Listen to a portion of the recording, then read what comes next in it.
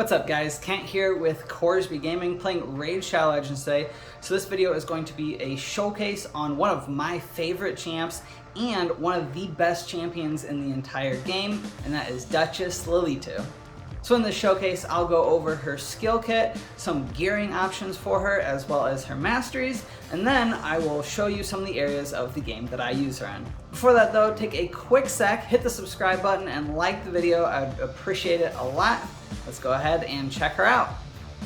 Alrighty, so the first thing we're going to look at is Duchess's skill kit. So for her A1 Abyssal Invocation, she attacks one enemy 2 times, then places a shield buff equal to 10% of this champion's max HP for 2 turns on this champion and the ally with the lowest HP. So that doesn't sound like a whole lot at first, but this is actually an awesome A1.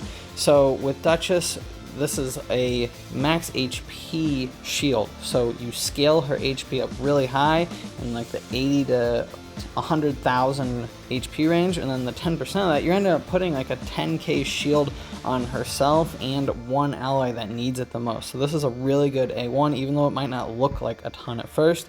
And then she does scale with defense as far as her damage goes, but Duchess is not a damage dealer, so yeah, she doesn't need an absurd amount of defense. She's not going to be really dealing a whole lot of damage. And then we look at her A2, Shroud of Souls. This is an awesome ability as well, so it places a 50% increased attack buff and a block debuffs buff on all allies for 2 turns, places a perfect veil buff on all allies except for this champion for 2 turns. So this does a really good job at kind of making people not be able to target your allies and focus a lot of their attacks on Duchess, and can cover up some weak allies.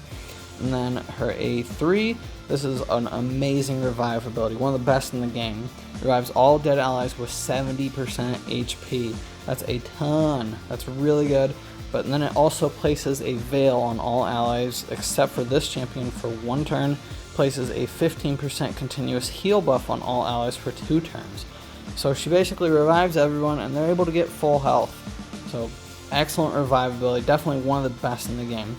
And then she does have an awesome passive, decreases the damage taken by all allies from AoE attacks by 25%, 15% from bosses.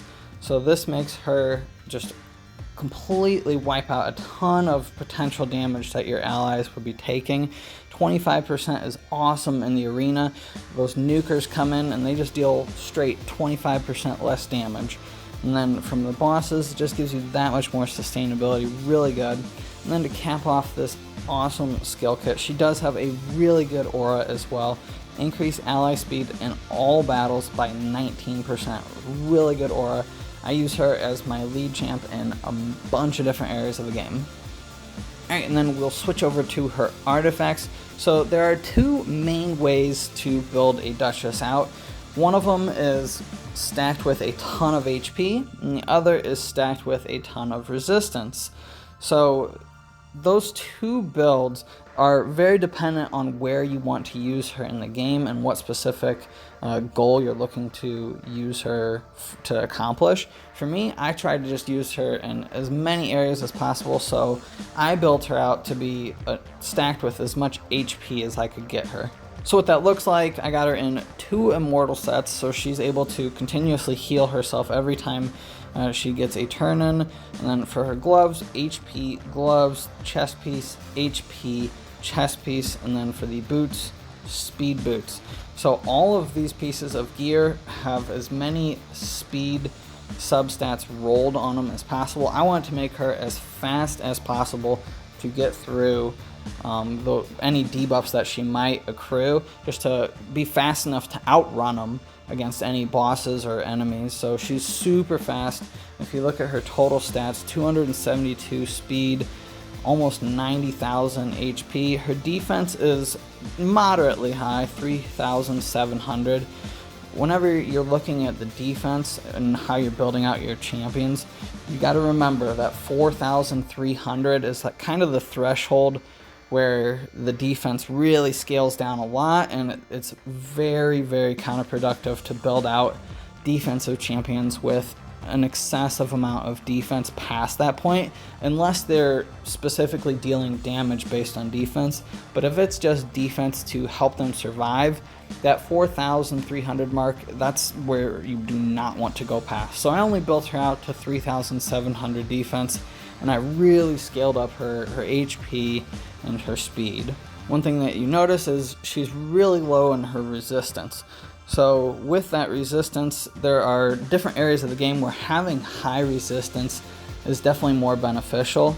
So in the arena, resistance used to be an awesome way to build Duchess. You'd build her out with a ton of resistance, but the resistance meta is kind of dead right now. So you really don't see a whole lot of Duchesses with like 700 resistance in the game. Like, it's just not that productive. People can bring in Yoshi and Madame and just strip all the buffs away, and it's pointless. So yeah, that's why I have her as an HP speed. I can pretty much match her up against any dungeon boss, and she's fast enough to roll through her turns and clear any debuffs that she might have.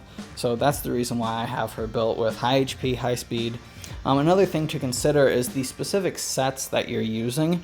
So Swift Parry is like the Platinum Arena go-to set for Duchess, just because if she procs the Swift Parry, bam, revives the entire team. That's a game changer. But I really don't use her in my defensive comps for that purpose. I'm not really pushing for Platinum Arena. I'm trying to use her against Doom Tower bosses and that kind of thing. So that's kind of the reason why I have her built out this way. There are other sets that she's good in, like a shield set or stuff like that, but yeah, that's the reasoning behind the way I have her built. Alright, and then jumping over to her Masteries, I have her kind of unconventionally built. So I wanted the War Master perk for her, so that's why I went down the offense tree, just because I do match her up against so many bosses from dungeons that she actually gets off a decent amount of damage just from the War Master proccing. So whether it's like the Scarab King or any other bosses that I'm using her against, she gets in a fair amount of damage. I also use her against the clan boss, so having that War Master is very important. A lot of those other ones on the offensive tree really don't matter, it's just the War Master. And then I did go defense as well.